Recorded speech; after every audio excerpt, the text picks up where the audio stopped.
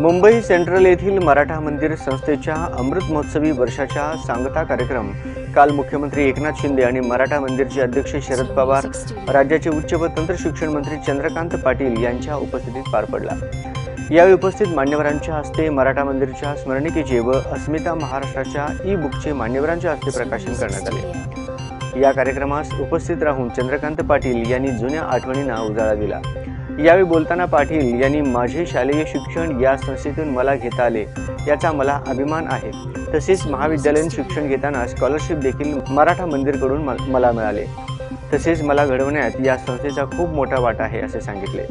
यावेळी उद्योगमंत्री उदय सामंत, मराठा मंदिरचे उपाध्यक्ष विलासराव देशमुख, संजय राणे, शंकरपाल देसाई, मराठा मंदिरच्या सरचिटणीस पुष्पा साळुंखे यांच्यासह मराठा मंदिर संस्थेचे पदाधिकारीही उपस्थित होते।